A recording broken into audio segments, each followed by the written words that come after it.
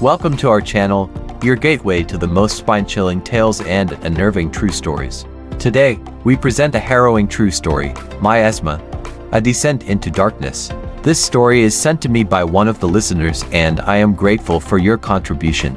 Sarah's heart raced as she eagerly tore open the envelope, her breath catching at the sight of the elusive invitation. Miasma, the notorious haunted house that only the bravest of the thrill-seekers and adrenaline junkies dared to visit. The invitation itself was an enigma, shrouded in secrecy, its origin a mystery. It had been delivered anonymously, with no return address and no hint as to how it had found her. But one thing was certain, it had been addressed specifically to her. Shaking with anticipation, she read the instructions again. Arrive at the specified time, alone, and do not share the location with anyone. She glanced at her watch, feeling a shiver of apprehension wash over her. It was time. Tucking the invitation safely into her pocket, she rose from her desk and began to make her way through the city. The closer she got to the address, the more her surroundings seemed to shift. The once bustling streets grew quiet, the people around her retreating into the shadows like frightened animals. The air itself felt different, thick with a sense of foreboding. She found herself repeatedly glancing over her shoulder, half expecting to see something sinister lurking in the darkness. Finally, she stood before the nondescript building that was to be her destination. The heavy wooden door, its surface weathered by time and neglect, seemed to loom over her like a malevolent presence. A chill ran down her spine as she raised her hand to knock. But before she could make contact, the door swung open with a creak, revealing a dimly lit hallway that stretched into the abyss. Blindfolded and restrained, she was led further into the unknown. The air was thick with the metallic tang of blood, and the sound of muffled screams echoed through the corridors. She could feel the rough texture of the walls beneath her fingertips, the coldness of the stone seeping into her skin. The smell of dust and decay was overpowering, making her gag as she struggled to breathe. Her guide, a shadowy figure clad in a long, flowing robe, led her through a series of twisting passages and darkened chambers. Each turn brought them deeper into the heart of Miasma, the labyrinthine layout designed to disorient and terrify its guests. The further they ventured, the more the air grew heavy with an unnatural stillness, as if the very fabric of reality were being stretched thin by the presence of some malevolent force. Finally, her guide came to a halt, the soft rustle of his robe the only sound in the silence. "You have arrived," he whispered, his voice little more than a raspy breath in her ear. "Welcome to the heart of Miasma." Sarah felt a chill run down her spine as she sensed the true magnitude of the danger she was in. The air seemed to thicken, the weight of centuries of fear and despair pressing down upon her like a physical burden. She tried to speak, to ask what was expected of her, but no words would come. All she could do was stand there, trembling, as the silence stretched on and on, broken only by the distant sounds of her own panicked breathing. Finally, the shadowy figure stepped forward, removing her blindfold. She blinked against the harsh light, her eyes adjusting to reveal a grand chamber before her. A towering throne of black iron dominated the center of the room, its surface pitted and charred from countless fires. The throne was empty, but she could feel its presence like a physical weight pressing down upon her, crushing her will to resist. "You have been chosen," the figure hissed, its voice a menacing growl in her ear. "You have been deemed worthy to serve. Kneel before your master and beg for his blessing." With trembling legs, Sarah knelt before the throne, her heart pounding in her chest. The air was thick with the stench of burning incense and the acrid tang of fear. She felt the figure's hand on her shoulder, guiding her forward, and she forced herself to look up. Above her, the figure's hood fell back, revealing a face twisted into a mask of pure malevolence. Its eyes were empty sockets, and its skin was stretched taut over its skull, pulled into a leering grin. "Speak," the figure hissed. "Tell me why you should be given this honor." Terror streaming down her face, Sarah forced the words out. "I am not worthy," she stammered, "but I will serve. I will do whatever you ask. Just please, spare me this place." There was a long pause, and then the figure chuckled darkly. "So be it," it rasped. "Rise, my servant. You have proven yourself to be of use." With shaking hands, Sarah rose to her feet, her knees waddling beneath her. "Thank you," she managed to choke out. "Thank you for giving me this chance." The figure inclined its head. "You may go now," it said. "But remember, you are mine. You belong to Miasma. You will do as I command, or face the consequences." With a final, chilling laugh, the figure turned and vanished into the shadows, leaving Sarah alone in the chamber. She stood there for a long moment, her heart still racing, her thoughts spinning wildly. Then, with a deep breath, she turned and made her way back through the twisting corridors, her footsteps echoing through the silence. As she emerged from the building and once again found herself in the bustling city, she glanced back at the imposing structure one last time. A shiver ran down her spine as she realized that she would never be free of Miasma. It would always be there, waiting for her, a dark specter that haunted her every step. But despite the terror it inspired, there was a strange sense of purpose that came with serving the master of the house. And so, with a heavy heart, she turned and walked away, her new life as the servant of the mysterious figure beginning in earnest. Sarah's heart pounds as she stands before the ominous entrance to Miasma.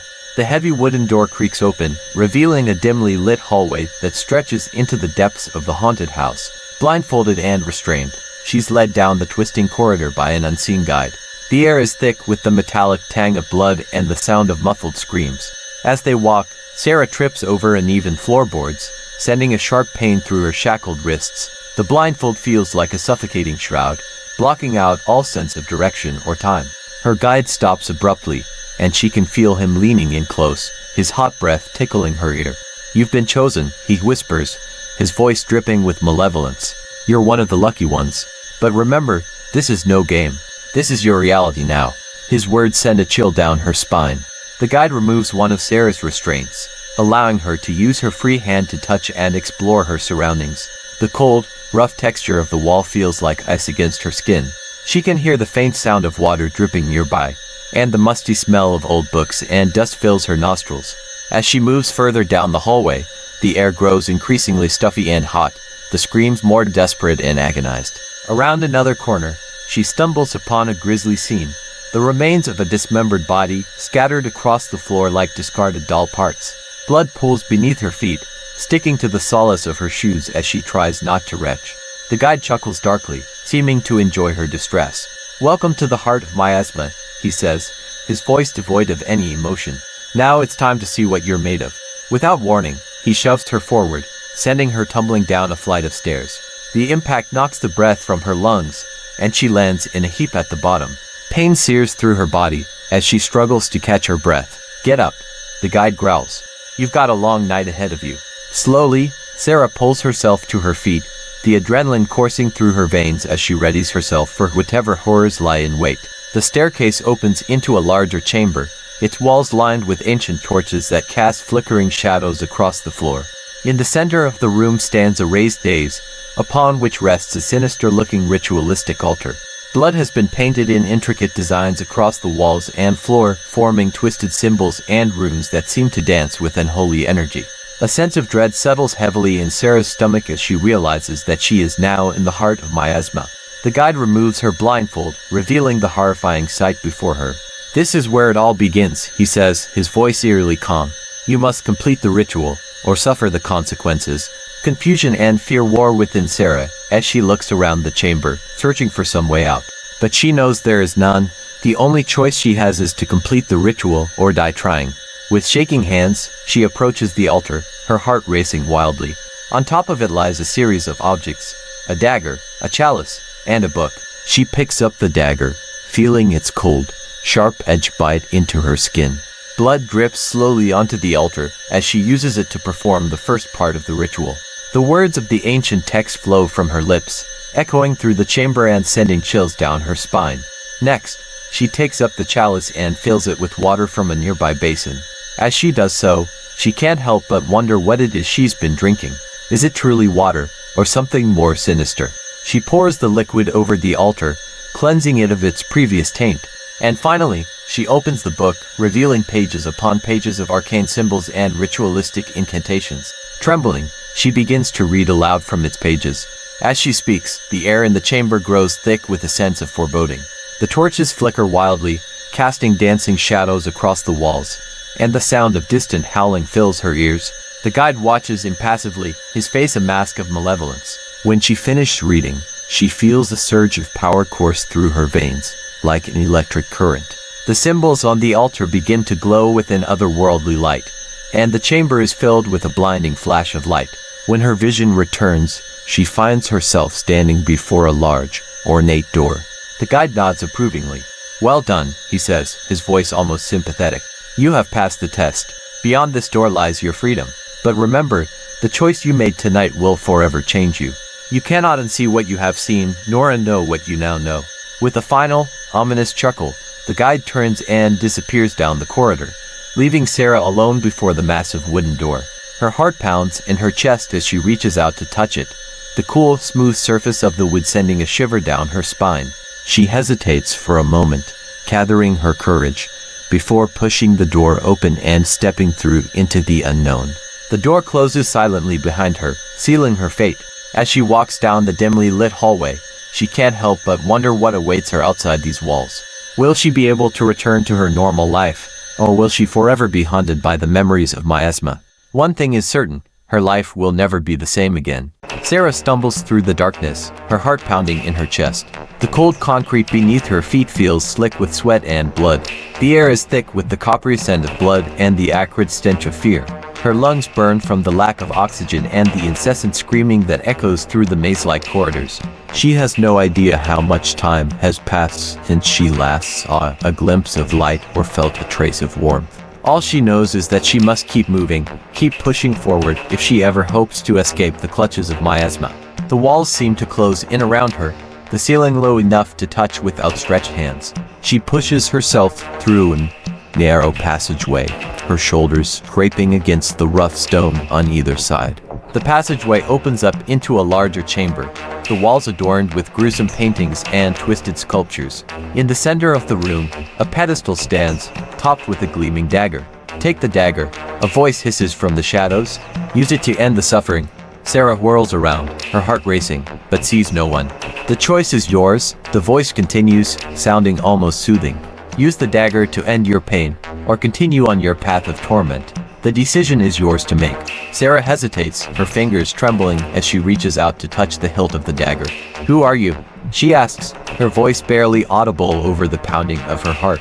There is no response, only the sound of her breathing and the echoes of her own footsteps. She closes her eyes, trying to clear her mind.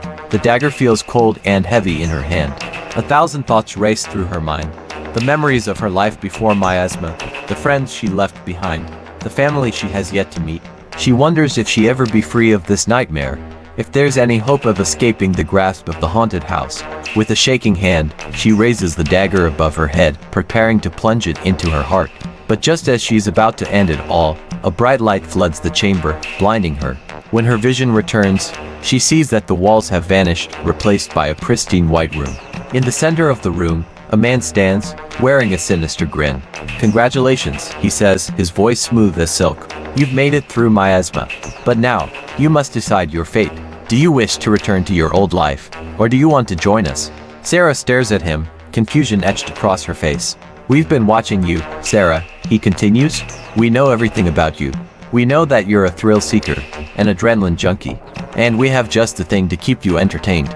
He holds out his hand, offering her a chance at a new life, a new adventure.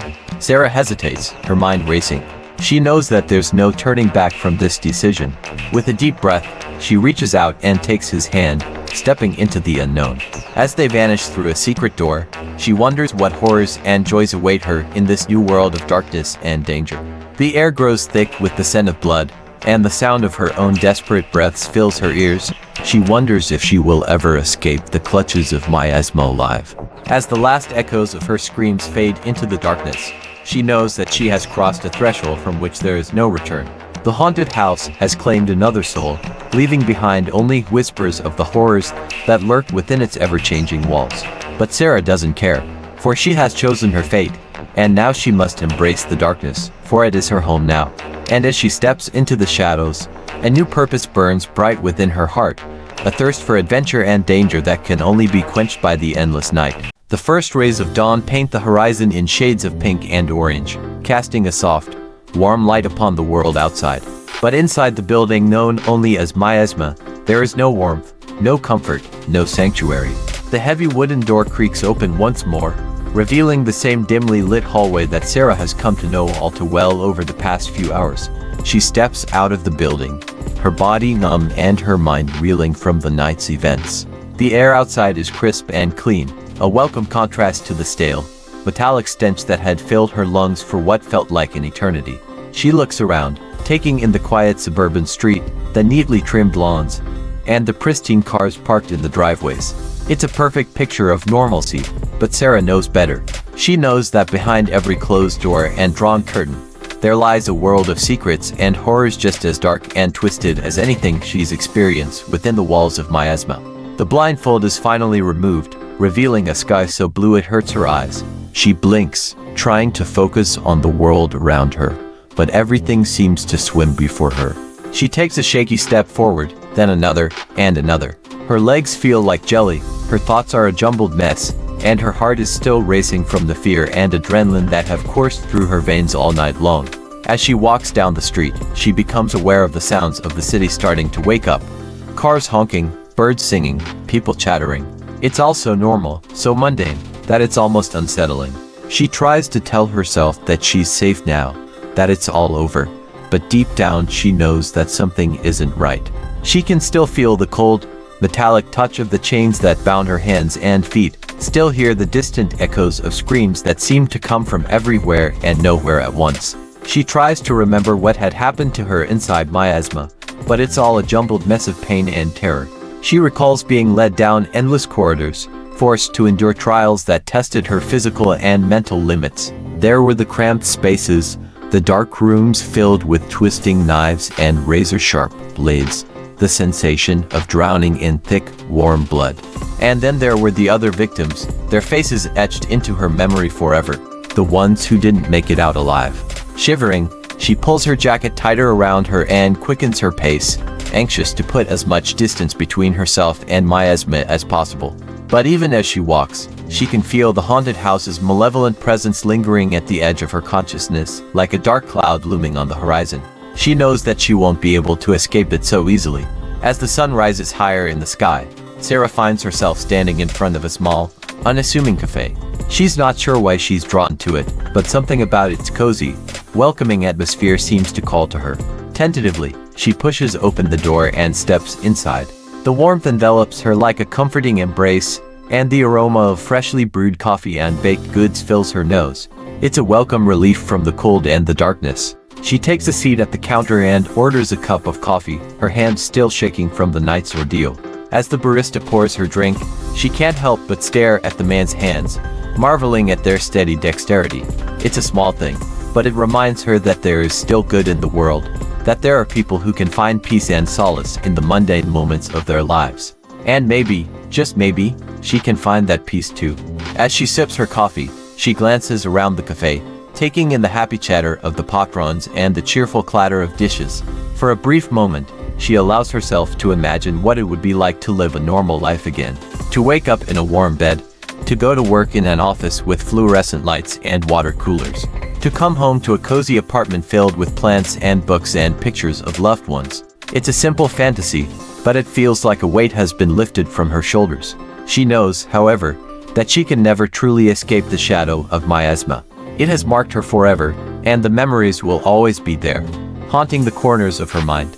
But perhaps, with time and effort, she can learn to live with the darkness. She can find a way to carry on, to build a life for herself that is not defined by the horrors she has endured.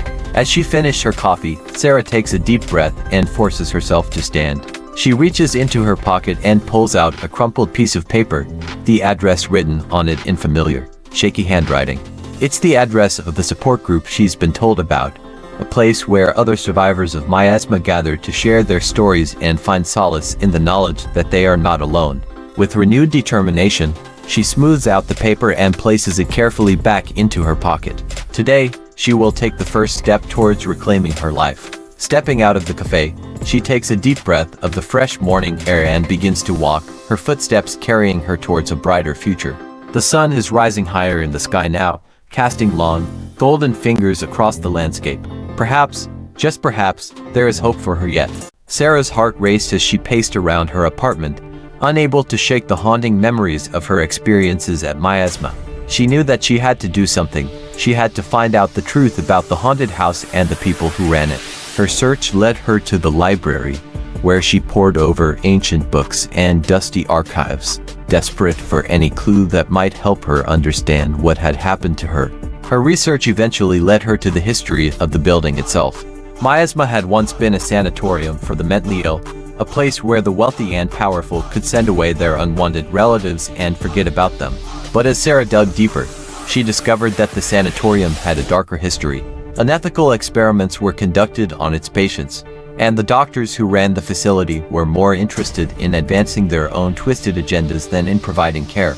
As she continued her investigation, Sarah began to uncover evidence that the current caretakers of Miasma were descended from the original doctors. They seemed to take pride in upholding the tradition of tormenting those who dared to enter, passing down the stories of their grandparents' exploits with a sense of macabre reverence. She found a secret society hidden within the shadows of the city, where the descendants of the original doctors would gather to discuss their family's history and plan new ways to terrify those who came to Miasma. Sarah knew that she had to confront these people to make them understand the suffering they had caused and were still causing. She began to prepare for a confrontation, gathering her strength and courage, determined to bring an end to the cycle of pain and terror. As the day of her showdown approached, Sarah found herself unable to sleep. She paced around her apartment, her mind racing with plans and strategies. Finally, she decided that she would confront the caretakers at the entrance to Miasma, where they would be most vulnerable. She steeled herself, putting on her most defiant face, and set out into the night. The journey to Miasma felt longer and more ominous than ever before. The air was thick with a sense of foreboding, and Sarah could feel the weight of the world bearing down upon her. As she approached the nondescript building, she saw a figure lurking in the shadows, watching her with unblinking eyes. She recognized it as one of the descendants of the original doctors. "You're too late," the figure hissed. "You've already sealed your fate." Sarah's heart skipped a beat, but she refused to back down. "I'm not here for me," she said, her voice steady despite her trembling legs. "I'm here for all the innocent people who died here, and all those who are still suffering." The figure regarded her for a long moment before disappearing into the darkness. As Sarah approached the heavy wooden door, she took a deep breath and raised her hand to knock. The sound echoed through the silent night, and for a brief moment, she felt as though the ghosts of the past were watching her, waiting to see what she would do next. The door swung open, revealing the dimly lit hallway beyond. The caretaker stood before her, a sneer curling his lips. "You have no idea what you're getting yourself into," he hissed. "Miasma is not a place for the weak. I know exactly what I'm doing," Sarah replied, her voice firm despite the trembling in her limbs. "I'm here to put an end to your family's reign of terror." The caretaker laughed, a chilling sound that sent shivers down Sarah's spine. "You think you can stop us? We've been doing this for generations. We're unstoppable." But Sarah refused to be intimidated. She pushed past him, stepping into the hallway, determined to see this through to the end. As she walked deeper into Miasma, she felt a new sense of purpose coursing through her veins. She was no longer just a survivor. She was a warrior, fighting for justice and the souls of the innocent. The confrontation with the caretakers was brutal and merciless. They tried to break her, to make her scream and beg for mercy. But Sarah refused to give in. With every blow, every tear, every scream, she felt herself growing stronger, more determined to see them brought to justice. In the end, she emerged victorious, her enemies defeated and scattered before her. As she surveyed the wreckage of the hallway, Sarah felt a wave of exhaustion wash over her. But she also felt a sense of pride and accomplishment that she had never experienced before. She had done something truly remarkable. She had made a difference. She made her way back to the entrance, ready to leave Miasma behind her forever. As she turned to leave, she noticed a small, tattered book lying on the ground. Curious, she picked it up and flipped through the yellowed pages. It was a journal, filled with the scribbled notes and twisted musings of one of the caretakers. As she read through it, she realized that there was still more work to be done. The truth about Miasma needed to be told, and she was the only one who could do it. With renewed determination, she made a promise to herself. She would find a way to expose the truth, to make sure that the world would never forget the horrors that had taken place within those walls. And so, Sarah began her journey anew, carrying the torch of truth and justice as she set out into the world, determined to right the wrongs that had been done and ensure that history would never repeat itself. Sarah stood before the ominous entrance to Miasma once more, her heart pounding with determination. The night air was cool against her skin, and the distant sound of laughter sent shivers down her spine. She knew that she was walking into a den of horrors, but she also knew that she had to face her fears if she ever wanted to bring an end to the suffering. She raised her fist, summoning all of her courage, and knocked on the door. After a brief pause, it creaked open, revealing the dimly lit hallway beyond. The same butler from her previous visit stepped forward, his expression unreadable behind his impeccable mask. "Welcome back, Miss Thompson," he said, his voice a chilling croon. "I trust you have come prepared for what lies ahead." Sarah nodded, her throat feeling tight. "I have," she managed to say. "Let's get this over with." The butler led her deeper into the sanatorium, the air growing steadily colder and more oppressive. They passed through a series of empty rooms, their walls adorned with faded paintings and dusty medical instruments. Finally, they arrived at a door marked "Staff Only." The butler paused, glancing over his shoulder to ensure that they were alone. "This is where the truth lies, Miss Thompson," he whispered. "Are you certain you wish to proceed?" Sarah steeled herself and nodded, her heart racing. The butler unlocked the door and gestured for her to enter. As she stepped inside, she was greeted by the sight of a hidden underground laboratory.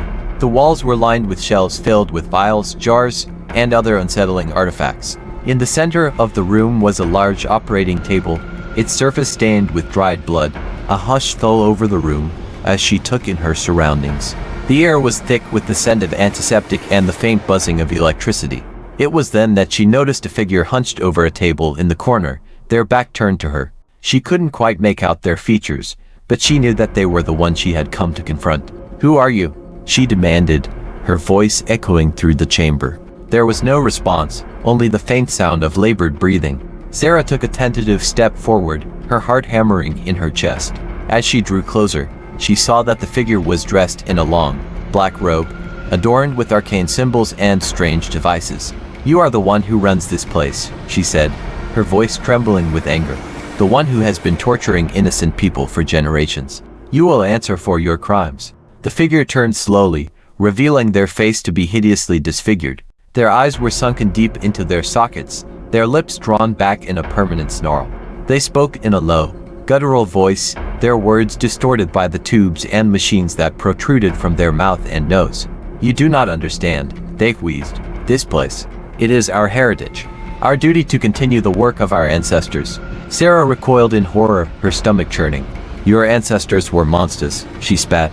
"They performed unspeakable experiments on the most vulnerable among us. And you? You are no better than they are." The figure chuckled darkly, the sound echoing through the laboratory. "Ah, but you see, my dear, that is where you are wrong. We are better than they are, for we have continued their work. We have improved upon it." As the figure spoke, Sarah noticed a series of glass tubes snaking their way through the air, connecting the various pieces of equipment in the room. Her eyes widened in horror as she realized what they were doing. They were harvesting the souls of their victims, using them as fuel for their twisted experiments. "No," she whispered. "This has to stop." With a sudden burst of rage, she lunged forward, tearing one of the tubes free from its mooring. The figure let out a shriek of pain and anger, struggling to break free from their restraints. Sarah watched in horror as the tube began to glow with an ethereal light, the essence of the trapped soul beginning to drain away. "Let me go," the figure howled, their voice growing desperate. "You have no right to take what is ours." Sarah felt a tear slide down her cheek as she fought back her own despair. "I have every right," she said, her voice shaking. "I am taking back what you have stolen." She tore more tubes free, one by one, releasing the trapped souls back into the world. The figure thrashed wildly, their cries growing more and more frantic, but it was no use. As the last tube came free, the glow faded from the air, and the laboratory fell silent. For a long moment, Sarah and the figure remained locked in a silent standoff. Then, with a sigh, the figure slumped back in their chair, their shoulders slumped in defeat. "You have won," they whispered. "But remember this. The darkness always finds a way back in. It is in our nature. It always has been, and it always will be." Sarah hesitated, unsure of what to say. Finally, she reached out and placed a shaking hand on the figure's shoulder. "I know," she said softly, "but I'll do everything in my power to make sure that it doesn't." With that, she turned and left the laboratory, closing the door behind her. The butler waited patiently, his expression unreadable. Sarah paused, taking a deep breath to steady her nerves. When she spoke, her voice was steady and strong. "Take me back to the surface," she said. "It's time for me to face the world again." The butler inclined his head in understanding, and together they began the long journey back up to the sanatorium. As they ascended through the winding corridors, Sarah knew that she had faced her greatest fear and emerged victorious. But she also knew that the battle was far from over. The darkness might be weakened, but it would not give up easily. She stepped out into the night air, feeling the cool breeze against her skin. The laughter of the revelers was louder now, but she barely noticed. She had a new purpose now, a new mission, and she would not rest until she had brought peace to Miasma once and for all. As the sun begins to rise over the desolate grounds of Miasma, Sarah stands at the entrance of the sanatorium, her heart racing with a mixture of determination and fear. She takes a deep breath and forces herself to walk back into the building, prepared for whatever awaits her. The heavy oak doors creak open, revealing the same dimly lit hallways and crumbling walls that she has seen before. But this time, there is a new sense of hope and purpose that accompanies her every step. Her footsteps echo through the corridors as she makes her way deeper into the sanatorium, her senses on high alert. The air is thick with the stench of blood and decay, a lingering reminder of the countless lives that have been lost here. The sound of her own heartbeat pounding in her ears drowns out the silence that once permeated these halls. Finally, she reaches the hidden underground lab, where she had faced off against the cult leader. The room is still littered with the remains of their twisted rituals, and the air is thick with a sense of malevolence that chills her to the bone. She can hear muffled whispers coming from behind a nearby curtain, and she steels herself for what she might find. With a deep breath, she rips the curtain aside, revealing a group of people huddled around a table. They are the descendants of the original doctors, their faces twisted in a macabre mixture of horror and disbelief.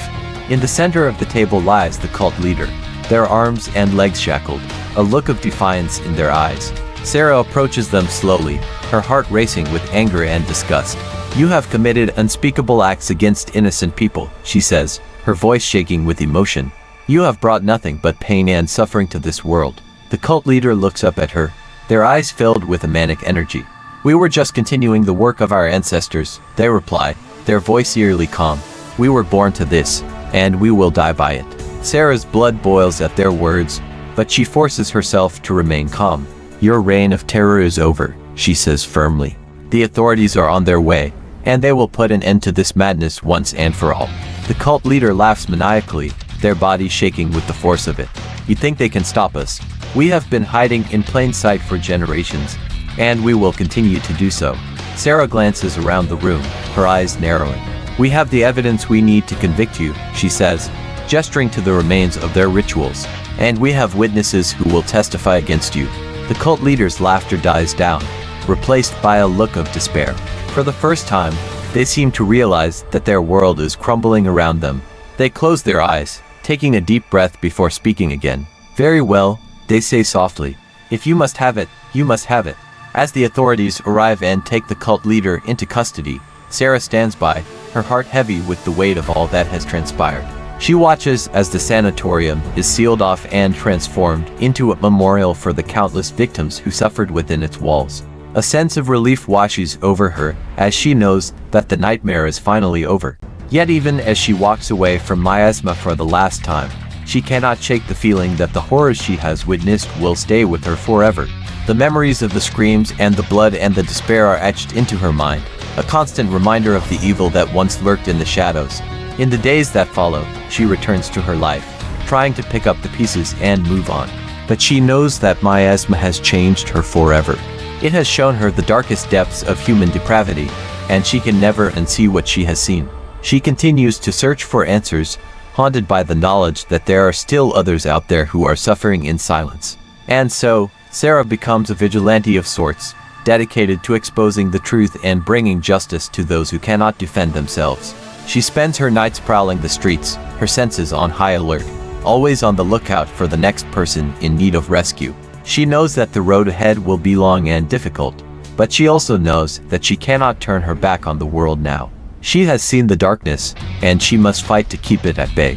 The sun sets over the city, casting a warm golden glow across the buildings and the people below. Sarah stands atop a rooftop, her gaze fixed on the horizon, ready to take on whatever challenges lie ahead. She takes a deep breath, steeling herself for the battle that awaits her, and then leaps into the night, her cape billowing behind her like wings. The wind rushes past her face as she soars through the air, a feeling of exhilaration coursing through her veins. She knows that there is no turning back now, that her destiny lies in the shadows, fighting for those who cannot fight for themselves. And though the road ahead may be dark and treacherous, she takes solace in the knowledge that there are others out there who share her vision, who will stand by her side in the face of evil. As she flies through the night, she can feel the weight of the world lifting from her shoulders, replaced by a sense of purpose and determination. For Sarah, the battle against darkness has only just begun, but she knows that with each passing day, she grows stronger, more resilient. And though the shadows may never disappear completely, she takes comfort in the knowledge that as long as she continues to fight, there will always be hope. As the years passed, Sarah's life slowly began to find its footing again. She threw herself into her work as a counselor and advocate for victims of abuse and violence, using her own experiences at Miasma as a catalyst for change. Her story spread, and she became a beacon of hope for those who felt they had nowhere else to turn. The memory of Miasma faded into the background, but its lessons remain with her always, serving as a constant reminder of the importance of standing up against evil whenever and wherever it reared its ugly head.